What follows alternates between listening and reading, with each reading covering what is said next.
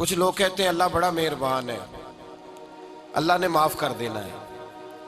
खुदा के बंदे, तू सारा दिन चौक पे बैठा रहा है, ना तूने जोहर पढ़ी है, ना तूने असर पढ़ी है, ना तू मगरिब में मस्जिद आया है। क्या मजबूरी थी तुझे ना आने की? और तू कह रहा है अल्लाह मुझे माफ कर देगा। मजबूरी बताना। कानून इलाही ये है कि बंदा मस्जिद आए, आकर के नमाज पढ़े, तूने नहीं पढ़ी, कहते नहीं मेरा अल्लाह मुझे माफ कर देगा। माफी गलती की होती है कि जानबूझकर किए हुए काम की होती है। माफी का क्या मतलब है कि आप एक बंदे को उसके सामने खड़ा करके कहें कि मैं तुझे थप्पड़ मारने लगा हूं और फिर 15 मिनट के बाद मैं माफी मांग लूंगा, मुझे कहना कुछ ना। ये किस किस्म की माफी है भाई? ये कैसा अंदाज है? अल्लाह बड़ा मेहरबान है, अल्लाह बड़ा करीम है। अल्लाह तो 70 माओं से 100 माओं से ज्यादा प्यार करने वाला है। ओ खुदा के बंदे, माँ और बाप बड़ा प्यार करते हैं, लेकिन एक वक्त ऐसा आता है, आज जब आपकी टेबल पर अखबार आए ना, तो जरा अंदर का सफा पढ़ के देखना, माँ बाप ने, एक ने नहीं, दो ने नहीं, दर्जनों ने इश्तिहार दिया होगा कि हमारा हमारे बेटे से कोई ताल्लुक नहीं, हम उसके स्याह सफेद के जिम्मेदार। तो क्यों दे दिया इश्तिहार उन्होंने? इसलिए कि तू अड़ गया है, तूने ज्यादती बहुत ज्यादा की, तू नाफरमान इतना ज्यादा हो गया है कि अब मजबूरी है। बिला मिसालो बिला तशबीह, अल्लाह को कोई मजबूर नहीं कर सकता। लेकिन अगर कोई शख्स खड़ा हो जाए खुदा के दीन के मुकाबले में, अगर कोई खड़ा हो जाए, वो ढटाई के साथ नमाज छोड़े, अलल ऐलान सुन्नत की मुखालफत करे, सरेआम दीन की धज्जियां बखेरे और कहे अल्लाह बड़ा मेहरबान है, अल्लाह बड़ा मेहरबान है, तो अपनी अम्मा के सामने सरेआम इनकार करना, अम्मा मैं तेरी कोई बात नहीं सुनूंगा, मैं तेरी कोई बात नहीं मानूंगा, तू बड़ी मेहरबान है, कहना मुझे कुछ नहीं। माँ बड़ा प्यार करती है, लेकिन माँ थप्पड़ भी मारती है। अम्मा कई दफा डंडा भी निकाल लेती है, कहती है प्यार अपनी जगह पे, लेकिन तू तो इंसान ही नहीं बन रहा, ये समझाना भी तो जरूरी है ना। अब लोग सारा दिन नाफरमानी करते हैं, सारा दिन ढटाई के साथ एलानिया, और कहते हैं अल्लाह बड़ा मेहरबान है, अल्लाह माफ कर देगा। इसमें शक कोई नहीं कि कयामत के दिन जो भी जन्नत में जाएगा खुदा के फजल और उसकी रहमत की वजह से जाएगा। लेकिन ईमान की तारीफ क्या है? अल ईमानु बैनल खौफ वर रिजा। ईमान का मतलब यह है कि तू अल्लाह की रहमत की उम्मीद भी रखेगा और तू हर लहजा और हर लम्हा अपने रब से डरता भी रहेगा। तेरे एहसास में, जवारे में, तेरे गुफ्तार और रफ्तार में अल्लाह का खौफ कहीं नजर ही नहीं आता। तू कहता वो माफ कर देगा। मुस्नद इमाम अहमद बिन हंबल में नबी करीम सल्लल्लाहु अलैहि वसल्लम का फरमाने आली मर्तबत हसीन फरमान मौजूद है और बड़े खूबसूरत अंदाज में हुजूर ने यह मसला समझाया है। नबी करीम सैयद आलम सल्लल्लाहु अलैहि वसल्लम ने फरमाया बहुत बड़ा बेवकूफ है वो शख्स, और ऐसे जुमले हुजूर ने बड़े कम इस्तेमाल फरमाए किसी के लिए। फरमाया वो बहुत बड़ा अहमक है, बेवकूफ है। या रसूल अल्लाह सल्लल्लाहु अलैहि वसल्लम इरशाद फरमाइए। तो महबूब ने फरमाया वो बेवकूफ है, नादान है, जो अल्लाह तबारक व तआला की नाफरमानी भी करता है और फिर उसकी रहमत की उम्मीद भी रखता है, वो तो बेवकूफ है। काम गजब वाले कर रहा है और बात रहमत की कर रहा है। वो किसी शायर ने कहा था, अजीब शख्स है कांटों की याबियारी पर, ये सारी जिंदगी कांटे बोता रहा और गुलशन की बात करता है, अब ये कहता है उग यहां बाग आएगा, ये कैसे हो सकता है? याद रखें, अल्लाह तबारक व तआला की रहमत बेपनाह है, लेकिन अल्लाह तबारक व तआला के कानून को चैलेंज किया जाए, इंसान रब की बात ही ना माने।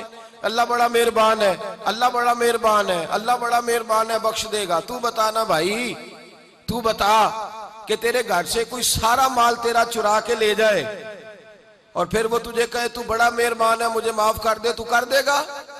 क्यों जी? एक साहब कपड़े का काम करते हैं, मेरा उनसे प्यार का रिश्ता है। तो एक मौके पर मैंने उनसे कहा कि आपका वुजू दुरुस्त नहीं हुआ, वो सही कर लें।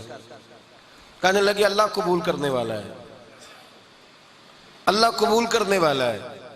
मैंने कहा ये बताइए कि जो कपड़ा 100 रुपए गज हो, वो 25 रुपए गज अगर आपसे लिया जाए तो आप 25 रुपए कबूल कर लेंगे?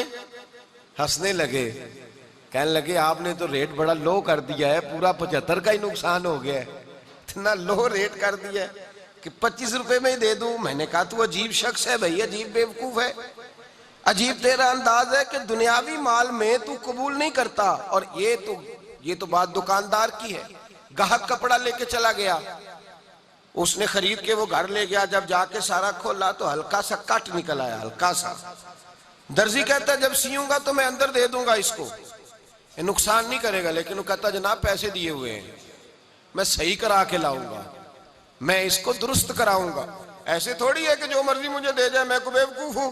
उसने उठाया वो थान, फिर 150 का तेल लगाया, फिर बाजार गया, शहर गया, फिर उसको जाकर के रखा और जलाल भी किया कि जनाब आप किस किस्म के दुकानदार हैं, जाली सौदा बेचते, पैसे सही के लिए और दिया आपने मुझे काट वाला कपड़ा। हमारा दुनियावी मामलात के अंदर नजरिया इतना कड़ा और सख्त है कि आप कबूल नहीं करते हल्का सा भी काट हो। 2 दर्जन आप बाजार से कुछ चीज खरीद के लाएं तो 2 दाने ठीक ना निकले तो सारी वापस कर आते हो कि मैं नहीं कबूल करता। और जब रब रसूल की बारी आती है तो कहते हैं जैसा मर्जी होगा कबूल कर लेंगे। भाई तू अपने बारे में सोचना, तेरा जाती नजरिया क्या है? तू छोटी सी चीज भी कबूल नहीं कर रहा और वहां तो कहता नहीं नहीं अल्लाह माफ करने वाला है, अल्लाह बड़ा मेहरबान है। ओ भाई समझ ले, जिन लोगों को ये कन्फर्म हो गया था, तय हो गया था कि अल्लाह तबारक व तआला उन्हें माफ करने वाला है, हजरत सैयदना उस्मान गनी रदी अल्लाह तआला अन्हु, ये हुजूर के वो गुलाम है जिन्हें 3 मर्तबा नबी पाक ने जन्नत की बिशारत अता फरमाई। कितनी दफा बोलिएगा? 3 दफा हुजूर ने फरमाया अल उस्मान फिल जन्ना, उस्मान फिल जन्ना, उस्मान फिल जन्ना। मिशकात शरीफ में आपके गुलाम कहते हैं मैं हजरत उस्मान गनी के साथ निकला, रास्ते में कब्र आ गई, जनाब उस्मान गनी कब्र पे खड़े, इतना रोए हैं कि दाढ़ी आंसुओं से भर गई, रोते जाते हैं, तड़पते जाते हैं, आहें भरते, सिसकियां लेते हैं। उस्मान तो मालदार है, पैसे के लिए नहीं रो रहे। उस्मान तो बहुत बड़े साहिब वजाहत है, किसी दुनियावी मनसब के लिए नहीं रो रहे, रोते जा रहे हैं, रोते जा रहे हैं। बाजू थामा, मैंने कहा हुजूर बस करें, आपको तो 3 मर्तबा नबी पाक ने जन्नत की बिशारत दी है। तो हजरत उस्मान गनी रदी अल्लाह तआला अन्हु क्या खूबसूरत इरशाद फरमाते हैं, कहते हैं जिस महबूब ने मुझे जन्नत की बिशारत दी उसी नबी ने फरमाया है कि कब्र आखिरत की मंजिलों में से पहली मंजिल है और कठिन मंजिल है। अगर कोई यहाँ उलझ गया तो उसके लिए अगली मनाजिल भी मुश्किल हो जाएगी। डरता हूं कि कहीं यहाँ उलझ ना जाऊं। ओ भाई, जिन लोगों को कन्फर्म था, तय था, टिकटें थी जिनके हाथ में जन्नत की टिकटें थी जिनके हाथ में, वो तो रो रहे हैं। और जहां खतीब साहब रोज जन्नत बांटते हैं, यहाँ बहुत बड़ा सूदी महफिल नाद कराने वाला जो सूद का धंधा करता है, वो जन्नत की टिकटें बांटता है।